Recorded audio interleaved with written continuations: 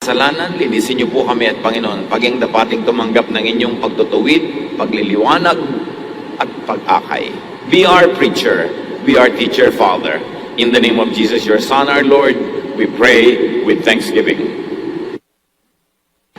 John 10:10, isa sa mga pinakamahalagang katuruan ni Jesus, sabi niya, a thief comes only to rob, kill, and destroy.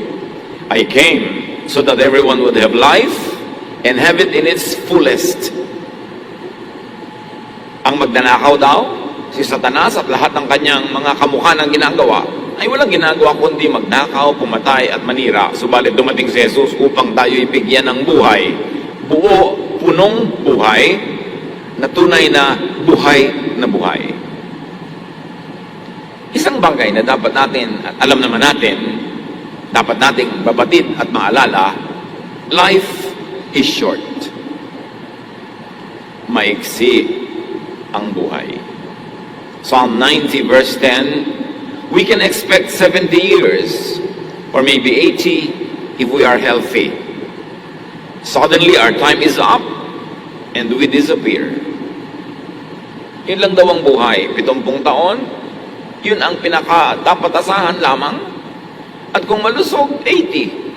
Kung sobrang pinagpapalay, madagdagan pa. Pero meron namang 7 pa lang or less ay sumasakabilang buhay na. So niya, bigla-bigla na lamang na deadline na natin, tapos na, at tayo'y mawawala. You have limited time on earth. Job 14:1-2, life is short. We are flowers that fade and shadows that vanish. Sa kaiksian ng buhay ay para lang daw tayo mga bulaklak na namumukadkad sumandali at pagkatapos ay naluluoy at nawawala. Psalm 144 verse 4, we disappear like a breath. Nawawala tayo na parang hininga. Hindi mo na mahanap kung saan napunta. So you and I, you have only one earthly life. Isa lang ang buhay dito sa balat ng lupa. Hebrews 9:27, we die only once, and then we are judged. At sa judgment na yun, hindi lamang naging mabuti ka ba o masama, kundi sinulit mo ba ang buhay? Yung ipinahiram sa iyong sandali, sulit ba o nasayang? Naipamuhay mo ba ang assignment mo? Nagawa mo ba ang dapat mong gawin at gusto mong gawin? O dumaan ka lamang nang wala ka man lang naiwang bakas? Wala ka man lamang dalasap na ligaya para kang hindi nabuhay? Because you have only one life, you have only one true self. Isa lang ang tunay mong ikaw. Ang mga tao, maraming balat kayo, maraming kunwari, maraming maskara, pero isa lang ang tunay na ikaw. Psalm 139:13, 15-16, for you created my inmost being, O God, you knit me together in my mother's womb. Kayo po, O Diyos, ang bumuo sa kaloob-looban, kahimay-himaymayan ng aking pagkatao. Kayo ang tumahi, nagtagni-tagni, bumuo sa akin. My frame was not hidden from you when I was made in the secret place, when I was woven together in the depths of the earth. Hindi po lingid sa inyo, Diyos, ang aking buong pagkatao. Kasi kayo ang lumikha sa akin. Your eyes saw my unformed body. All the days ordained for me were written in your book before one of them came to be. At dahil kayo ang lumikha sa akin, kayo ang nagbigay sa akin ng assignment kung paano ako mabubuhay. Kayo ang nagbigay sa akin ng assignment kung saan ako lulugar, ano ang aking gagawin. Kaya para na rin binigyan nyo ng script ang buhay ko kung paano ko ito gagampanan. Alam nyo ang aking gagawin, ang magugustuhan, ang aking aayawin. Alam nyo ang aking magiging mga hilig. Dahil kayo ang lumikha sa akin. At dahil dyan, alam nyo, generally speaking, kung ano ang tatahakin kong landas, anong buhay ang aking isasabuhay. Alam yun ng Diyos. And because you have only one true self, therefore you only have real one life. Yung sinasabi ni Jesus, I came that you might have your life and that you will have it to the full. You have only one life to live. If you are living someone else's life, you are cheating yourself. And that's someone. Marami po sa atin malungkot kasi hindi tayo nabubuhay ng gusto natin. Nabubuhay ka dahil ito gusto ng magulang mo, dahil ito gusto ng asawa mo, dahil ito gusto ng kaibigan mo, ito gusto ng anak mo, ito ang gusto ng lipunan para sa iyo. Pero ikaw ba talaga ay ikaw? Buong buhay na lang mula pagkabata, pinaglalaban mo, alam mo man o hindi na mamuhay ka ayon sa iyong katotohanan. Pero maraming makapangyarihan sa paligid mo na telling you how to live. Hindi dapat ang gusto mong kulay, hindi dapat ganyan ang hilig mong pagkain, hindi dapat ganito ang kan mo. Dahil ito ang gusto ko, ako ang may kapangyarihan sa iyo. Ako ang nagpapakain sa iyo. Habang bata, yes, why not turuan ng mga positive values and godly values dahil inuhubog. Pero pagkatapos ng pagkabata, pinapayagan na tayo dapat na lumago, parang halaman, kung saan mo gustong dalhin ang iyong sanga, kung anong gusto mong maging kulay. At patapos na ikaw ay makalaya sa imposition ng iyong mga lolo, lola, mga magulang, mag-aasawa ka, imposition naman ng asawa mo ngayon kung paano ka mabubuhay. Siyempre may adjustment ka kasi may asawa ka, lalo to ko sa iyong puri, katapatan sa kanya. Pero yung bang gusto mong gawin, yung profesyon, yung trabaho, yung gusto mong maging ayos mo, talaga bang dapat pinapakialaman yan kahit ng asawa? Meron ba talagang karapatan ng sino man to tell you kung sino ka dapat maging? Diyos ang lumikha sa iyo. At kung ano ang iyong nadarama, kung anong likas, kung anong totoo, yun ang likha sa iyo. Psalm 139:14, I praise you because of the wonderful way you created me. Everything you do is marvelous, including me.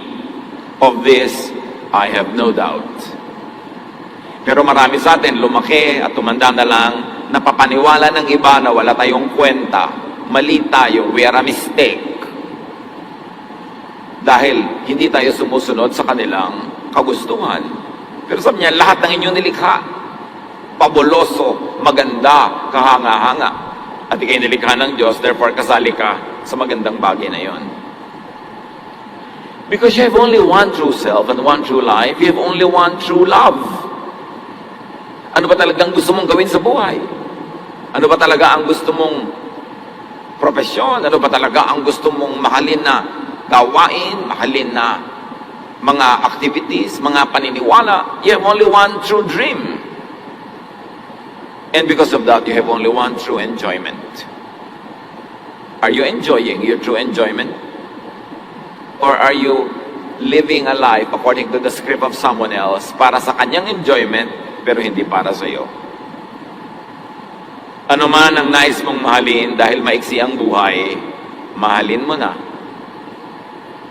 Puwera ito, kung may asawa ka na, yun na dapat ang mahalin mo. No return, no exchange. Sa ibang bagay, mahalin mo yung gusto mong mahalin. Sundan, habulin, tukdin mo na ang gusto mong sundan at habulin. Pangarap, panaginip, gusto mong akyatin ang Mount Mayon, sisirin ang Marianas Trench, gawin mo na. Enjoyin na. Now na. Sabihin nyo nga sa katabi nyo yan, now na. Lovingly, ha? Kapagalitan nyo na naman yung katabi nyo, now na. Because you do not hold tomorrow. Proverbs 27:1, do not boast about tomorrow, for you do not know what a day may bring forth. Merong isang babaeng hirap na hirap sa buhay niya dahil yung asawa niya, ibang-iba ugali, dinomina na siya, kinaya-kaya siya, diniktahan siya. Sabi niya, mamamatay din yan. Pag namatay na, gagawin ko na yung gusto ko. Nauna pa siyang namatay. Mahaba ang buhay ng asawa. Meron namang mga tumandang dalaga na hindi pa makapag-text sa mga kalalakihan dahil napakahigpit ng magulang. Sabi niya, mamamatay din si nanay. O nauna si nanay. Nauna pala si anak. So hindi na nakapag-text si babae. 50 years old na, hinihigpitan pa ng magulang. O ginabi ka na naman. Nanay, wala na pong re-rape sa akin. Huwag na kayo mag-alala. Ang tanda-tanda na, hinihigpitan pa, dinidiktahan. Paano binili mo? Mahal yan. Bakit mo binili yan? Mga magulang naman. Yung mga anak nyo mga above 25 na bigyan nyo naman ng espasyo. Ayaw nyong bumili, di huwag kayong bumili. Gusto nila, lalo nagtatrabaho naman sila. Hayaan nyo sila. Kailan pa sila lalaya pag kayo nakremate na? Kailangan yung presence natin sa ating mga mahal sa buhay, nakakapagpalaya, hindi nakakapagpakulong. Nakakatulong sa kanilang lumago, hindi yung binabansot natin sila. Sa halaman lang maganda ang bonsai, sa tao hindi. And I don't mean height, I mean yung nabobonsai ang utak, nabobonsai ang puso. Ecclesiastes 5:18, what is the best thing to do in the short life that God has given us? I think we should enjoy eating, drinking, and working hard. This is what God intends for us to do. So mga kapatid, enjoy as if you would die today because you might die today. Huwag naman nawa. Pero pwede, di ba? But work hard, save as if you would live a very long life. Therefore, balance. Paano ko po ba hahawakan ang pera ko? Iipunin ko para sa kinabukasan? Na baka hindi dumating? O gagastahin ko ngayon lahat, tapos tumahumaba ang buhay ko, wala akong pera bukas. E di kalahati gastahin mo ngayon, kalahati isave mo para bukas. Kung namatay ka ngayon, nakagastos ka na. Kung humaba buhay mo, may natira pa rin sa iyong kalahati. Pero hindi puro save lahat para sa future. Paano kung hindi mangyari yon? Ipon ka ng ipon, hindi ka talaga gumagastos. Ang dami mong naiwan sa asawa mo. After 9 days mo pagkamatay, nag-asawa na siya. Di nag-enjoy yung pangalawa niyang asawa. Di ko nagdusa, di lugi ka. Pero inubos-ubos biyaya mo naman, bukas sa katunganga, humaba pala ang buhay mo, wala ka ng pera. Kaya, nagsisave a little, gumagastos a little, do everything in one day, because this could be your last day. Balanse dapat ang buhay. At kung ano man ang gusto mong lasapin ngayon, lasapin mo na. Kasi, yung gusto mo ngayon, pagdating ng araw, hindi mo na rin naman gusto naiiba ka. You will never pass this way again. Isaiah 43:18, forget what happened long ago. Don't think about the past. Huwag laging nung araw, tapos na yun. Kailangan yung ngayon ang iyong asikasuhin. Huwag kang magpatali sa past, nadala ka nung araw, nasaktan ka nung araw, nabigo ka nung araw, ngayon ayaw mo na mag-try. Iba naman ngayon Dapat keep trying. And unlike technology, life has no pause, no rewind, no erase, no delete. You have only this one chance. Pag lumampas, sayang. Mga magulang ko, ang mga anak nyo, meron talagang true love. Kahit ayaw nyo sa tao, hayaan nyo siya naman ang makikisama, din naman kayo O ngayon, nabigo siya, hayaan nyo siya, choice niya. Pero yung kayo ang sinunod, tapos buong buhay, naiinis sa inyo dahil hindi niya nagawa yung gusto niya. Pero on the surface, po at ang opo. Pero may kim-kim na sama ng loob dahil sinikil nyo siya. Hindi naman yata ganon ang magandang maramdaman sa atin ng ating mga anak. Kaya dapat yung tapos na, yung present gawin, asahan, paghandaan yung bukas, dumating man o hindi. Philippians 3:13, sabi ni Pablo, my friends, I forget what is behind and I struggle for what is ahead. Nililimot ko na yung nakaraan, lalo't mapait, masaklap, tapos na yun. Bukas, iba naman. Do not waste time, energy, and your life living a lie, living a half life. Sabi ni Jesus, I came that you will have a full life. A half life is a one whole nonsense. Full. Kahit may edad ka na, gusto mo pang mag-aral ng architecture, may pampaaral ka naman, aral. Hindi mo natupad ang gusto mong kurso nung araw, nagpalaki ka ng anak. Ngayon, Gawin mo. At huwag ka na mag-alaga ng mga apo. Nag-alaga ka ng mga anak, apo pa. Dapat yung anak mo mag-alaga ng apo para lumaya ka naman. Baka naman hanggang tawagin ka ng Diyos, meron kang bine-breastfeed. Kailangan naman makalaya ka, lalo kung may edad ka na. Diba? Gusto mong magsumba, gusto mong mamasyal, do it! Ephesians 5:15, make every minute count. Do not die possessed by regrets. You will never pass this way again, so do not gamble on the chance that someday, somehow you would be magically set free by tadhana for you to live your true life. Hindi mo maipapamuhay ang totoong gusto mong buhay unless ikaw ang gumawa nun. Walang gagawa nun para sa'yo. Kasi kung masusunod lang ang mga tao sa paligid, tatanggalan ka nila ng buhay at yung buhay nila ilalagay nila sa katawan mo para mabuhay ka according to what they want. Pag hinayaan mo ang mga tao sa paligid, tatanggalan ka nila ng utak at yung utak nila ilalagay nila sa loob ng bungo mo para yung pag-iisip nila ang umiral sa buhay mo. Pagka pinayagan mo mga tao sa paligid, aalisin nila ang iyong pangarap at yung pangarap nila ilalagay nila sa iyo para ikaw ang tumupad para sa kanila ng mga hindi nila natupad na pangarap. Anak, hindi ako naging dentist, kailangan maging dentist ka. Pero tatay, diring-diri po ako sa laway, maging dentist ka. Ba't din nilang po kayo? Pak! Bigla kami narinig na pak. Bakit nga ba? Eh di gawin nyo yung gusto nyong gawin. Bakit kailangan yung mga anak nyo ang mabuhay para sa mga hindi nyo natuloy na mga pangarap? It's unfair. Hindi na nga kayo natuloy, sila din hindi matutuloy kasi ang itinuloy nila yung para sa inyo. Eh ano, gaganti sila sa inyong apo naman. Eh di generational na yan.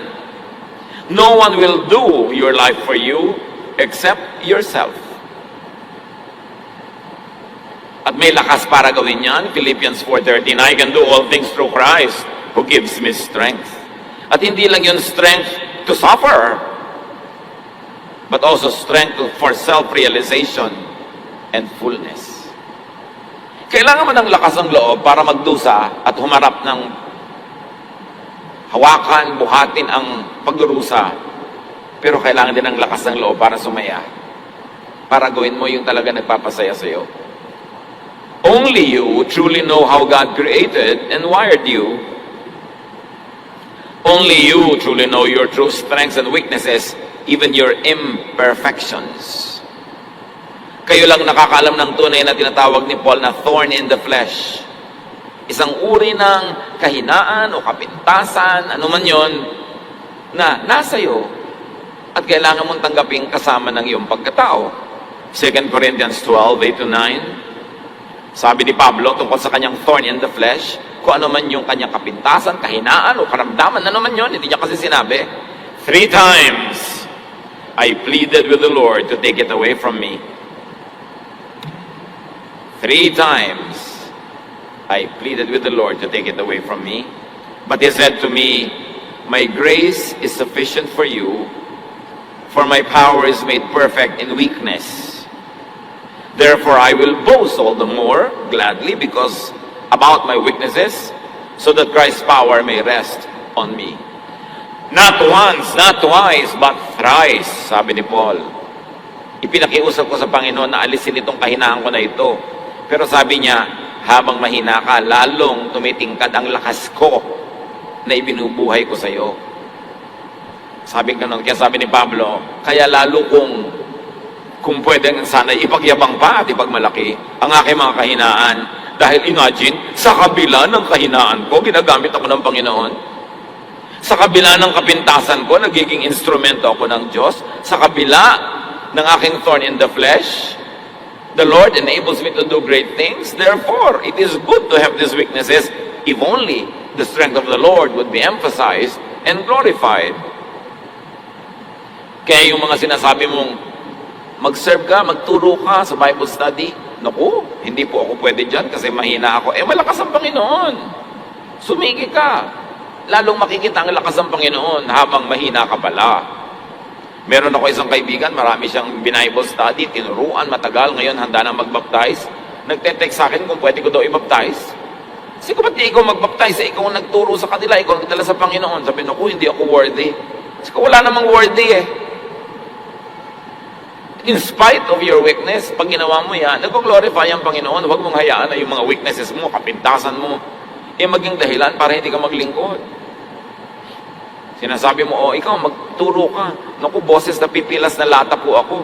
Hayaan mo sila. Basta ang mahal ka, yung content ng sinasabi mo.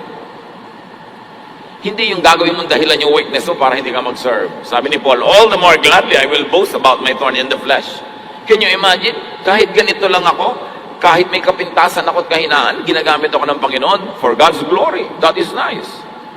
So accept and live with your thorn in the flesh.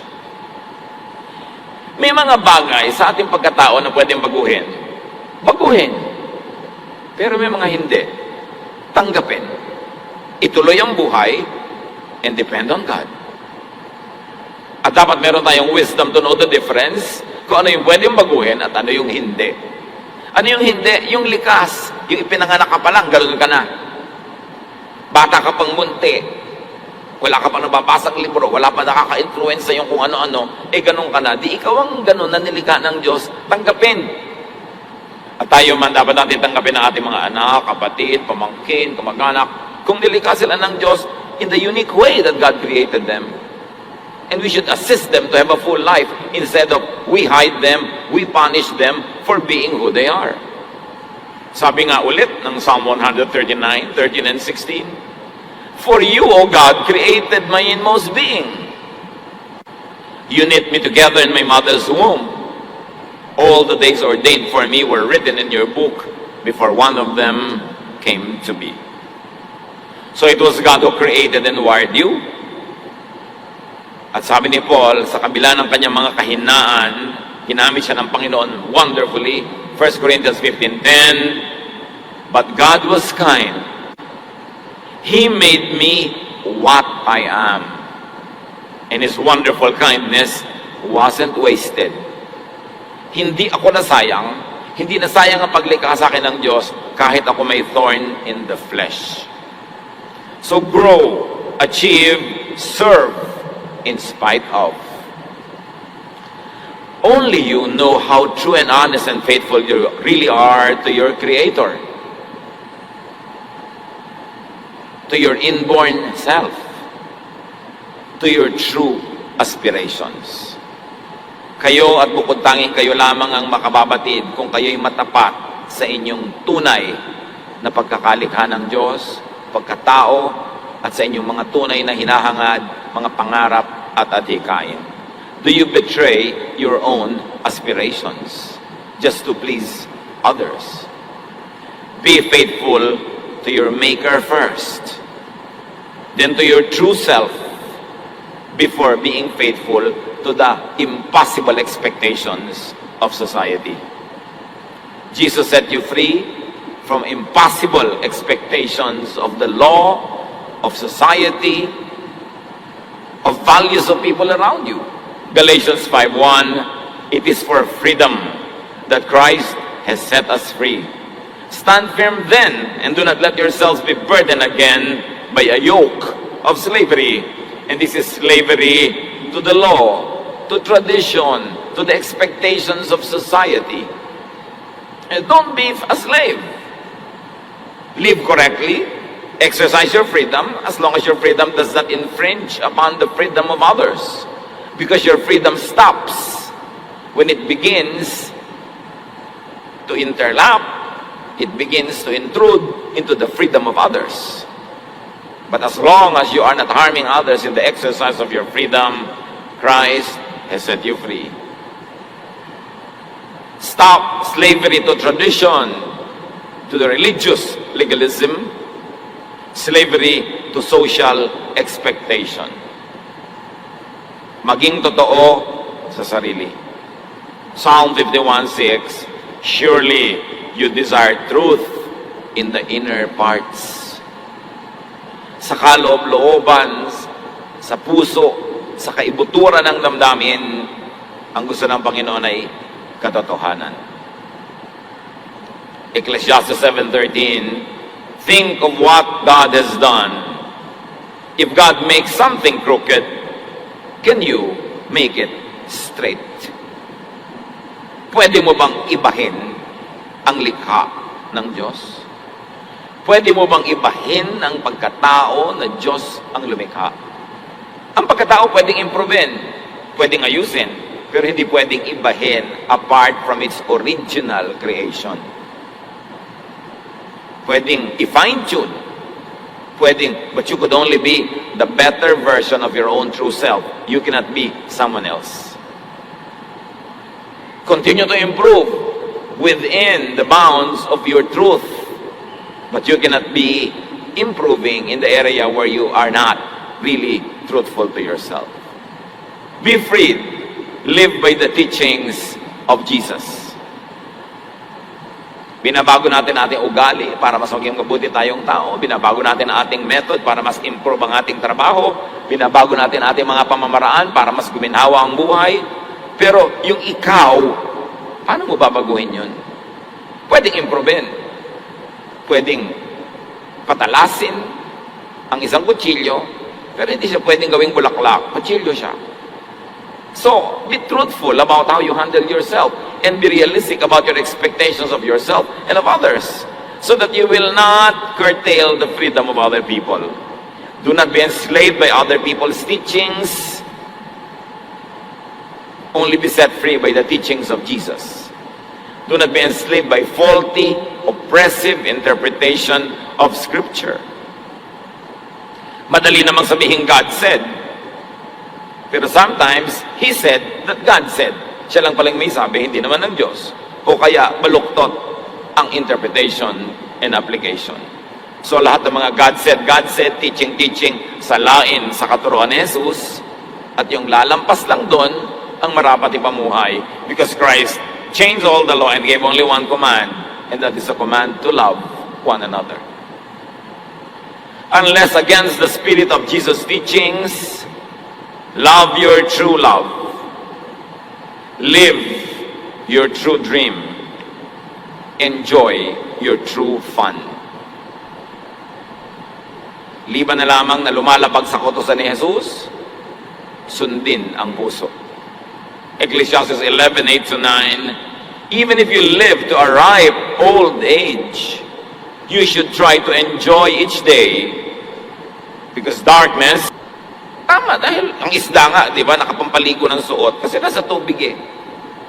Kung nasaan ka, pero yung iba nun, sobrang religyoso, sobrang istrikto, mali na. Hindi ka na, nalunod ka na tuloy sa bigat ng kasuotan mo. At naligo ka sa beach, pag ahon mo, may dala ka 3 kilong buhangin. Di ba nila magpapagawa ka ng bahay, hindi mo kailangan yon. So be cheerful and enjoy your life while you are young. Sabi na Ecclesiastes, do what you want and find pleasure in what you see. Sabi lang, only God will judge you. Ibig sabihin, pag may sumobra ka, mali ang ginawa mo, God will judge you. Pero hindi lang yun ang judgment. Yung masarap at maganda mong pwedeng gawin, hindi mo ginawa, ma-judge ka rin. Dahil sasabihin ng Diyos, sinayang mo ang ipinahiram ko sa iyong buhay. Gusto ko maligaya ka.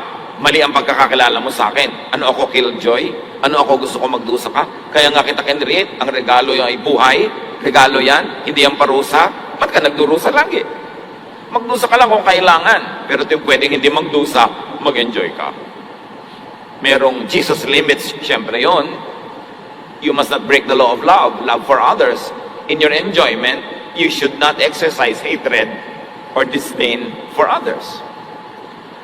Doon sa tinatawag nating alibughang anak, the prodigal son, Luke 15:12-13, the younger son said to his father, give me my share of the property. So the father divided his property between his 2 sons. Not long after that, the younger son packed up everything he owned and left for a foreign country where he wasted all his money in wild living. 99.99999% lahat ng pagtuturo tungkol sa istoryang ito, minamasama ang ginawa nitong anak na ito. Pero hindi naman napapansin ang lahat ng nagbabasa ng Bible. Yung tatay sa storya, representing God, hindi niya minasama ang ginawa ng kanyang anak. Sa katunayan, pag uwi ng anak niya, walang sumbat, walang sermon, dali-dali niyang sinalubong, patakbo pa niyang sinalubong at niyakap, pinasuutan ng sandalyas, ng singsing, ng balabal, nirestore ang kanyang posisyon sa kanyang tahanan, bagamat ini-insist ng anak, hindi po ako naging mabuting anak, gawin niyo lang po akong katulong, huwag niyo na ako sweldohan, pakanin niyo lang ako, mas maganda pang kalagayan ko dito kaysa doon sa labas. The father heard none of it. And the lesson here should be learned from the father, not from the preachers against the son. Dahil sa storya, kahit mula sa bibig ni Jesus, wala tayong narinig na minasama yun.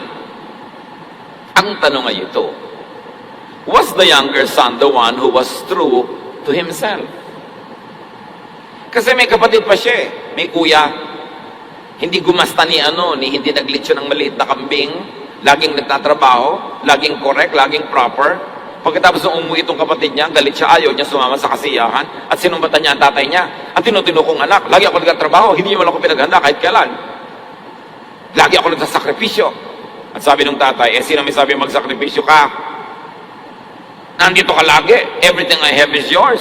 Anong problema mo? Ba't ka nagtiis ng nagtiis? Itong kapatid mo, naligaw. Ngayon umuwi. Magsaya tayo. Sabi ng tatay. So, sino sa dalawang anak na ito ang mas totoo sa sarili? At alam ng tatay yon, nandito ka, tiis ka ng tiis, tipid ka ng tipid. Pero ang totoo, nagagalit ka sa buhay mo, nagagalit ka sa akin, nagrereklamo ka, kaya yan, lumabas. Yung kapatid mo, pareho lang kayo. Kaya lang siya, ginawa niya yung gusto niya. Ikaw nagtiis, nagtipid. Tapos ngayon, magrereklamo ka. So, did the truthfulness of the younger son reveal and define the truth about the father? The love of the father, the kindness and grace of the father. Diba? Where I am weak, you are strong. Where I am dark, you are light. At dahil sa kahinaan nitong anak na bunso, na ipakita ang kalakasan ng kanyang ama. At dahil sa kanyang pagpapabaya, dahil sa kanyang pag-abuso, na ipakita ang pag-ibig ng ama. Hindi ba yun ang lesson ng kwentong ito? Ano ka man, mahal ka ng Diyos. Nagkamali ka, bumalik ka lang, i-restore ka ng Diyos. Yung akala mo hindi nagkakamali, laging ganyan, proper, correct, laging naka-long sleeve, naka-close neck dito, laging banal. Anong kalooban? Alam din yun ng ama. Sino ba ang talagang maka-Diyos? Yung mukhang maka-Diyos sa kilo, sa itsura, o yung ang puso ay malapit sa ama, na kung nagkamali man ay bumabalik, humihingi ng tawad, hindi nag-iisip na siya ay deserving. Kasi sabi niya, I learned my lesson, hindi ko na po deserve kumain sa pagkainan nyo, doon na lang ako sa mga katulong, huwag nyo na akong pasweldohin, pakainin nyo lang ako, hindi nyo na ako anak, ituring nyo na lang akong alila. Yun ang ugali niya. Ito yung naglustay. Yung isa, natito ako lagi, hindi nyo malang ako pinaghanda. Meron siyang feeling of entitlement. Sino talaga ang mabait sa kanilang dalawa? Mag-isip tayo. Ikinuwento ni Jesus yung kwento na yon dahil meron siyang gustong sabihin sa ama. Ano ka man, ano man ang pagkakamali mo, manumbali ka lang sa Kanya, mahal ka pa rin ng Diyos. Yun ang lesson. Hindi yung nagpapanggap ka doon, nagbabanal-banalang ka, pero yung kalooban mo naman pala inaanay, nagrereklamo ka, nagagalit ka, at naiinggit ka sa mga nag-e-enjoy. Kaya inis na inis ka nag-e-enjoy, gusto mong ipahiya, gusto mong mapagalitan sila, kasi may inggit ka pala eh. Do you know that every form of criticism is an expression of envy? Na yung mga pintasera, inggitera yan, magkapatid na kambal, ang pintas at inggit. Kaya namimintas na iinggit. Kasi kung hindi naiinggit, hindi dapat naaawa ka. Makasalanan siya, kawawa naman. Pero makasalanan siya, dapat siyang parusahan. May inggit yun. Yung babuti pa siya, 5 boyfriend. Ako, isa lang, o wala pa. Yung pala kaya nagagalit sa maraming boyfriend. Wala lang palang naligaw. Pero kung meron lang sana, 7 siguro boyfriend niya. Kaya yung mga pamimintas natin, suriin natin ating sarili, naiinggit lang ba talaga ako? Kasi kung totoo akong banal at matuwid, hindi ko dapat pinipintasan yung nagkakasala sa tingin ko. Dapat ipanalangin ko sila, mahalin ko sila. Hindi ko sila dapat ipahiya, bukuhin. Pero gusto ko silang saktan kasi nasasaktan ako dahil nag-enjoy sila, ako hindi. Suriin natin ang buhay kasi sasandali, sayang naman kung uubusin mo sa inggit sa kapwa. Di ibuhay mo yung buhay mo. Kita niyo yung younger son? He lived the way he wanted. Obviously, it was not the best decision, but the father loved him nevertheless. So live your true life. Do not make others live your life for you. Do not live in others. Kung minsan yung tiya mo, tiya, huwag niyong papasukin ng espiritu niyo sa aking katawan. Meron ako sariling espiritu. Kung gusto niyo mag-duster kayo, mag-duster. Ayoko mag-duster eh. Bakit ba niyo? And their glory fades like wild flowers. Grass dries up and flowers fall to the ground. Yun lang ang buhay sa mundo. Saglit. Pero salamat sa Diyos, it is long enough. Kasi tama lahat ng kwenta at bilang ng Diyos. It is not the number in your years. It is not the number of years of your life. It is not the years in your life, but it is the life in your years that count. Kahit ang haba-haba ng buhay mo, wala ka naman palang nagawa, wala ka na-enjoy, wala ka na-achieve, parang wala rin. Pero kahit maiksi, kung marami kang nagawa, mahaba yon. Hindi yung haba ng buhay mo sa bilang, kundi sa lalim, taas, lawak ng narating ng iyong isip, ng iyong puso, ng iyong damdamin. Psalm 89:47, remember, life is short.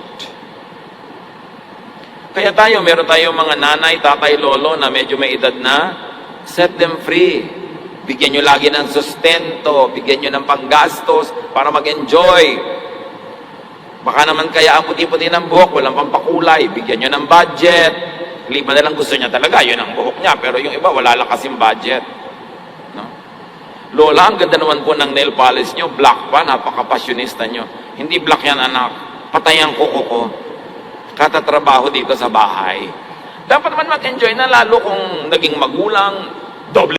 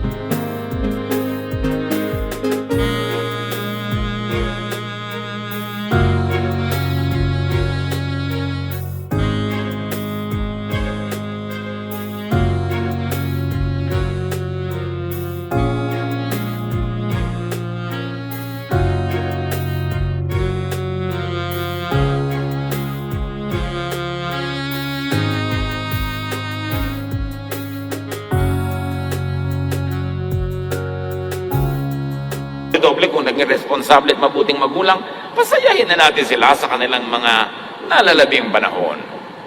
Sa bagay, malay nyo ba, baka mauna pa tayo sa kanila, sino ba nakakatiyak? Pero dapat sulitin ang bawat oras.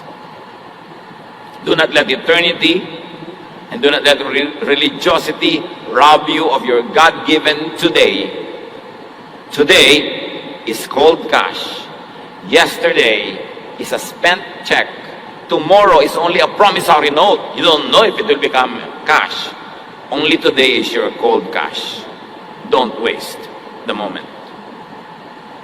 Live your complete one life. It is high religion. It is great spirituality.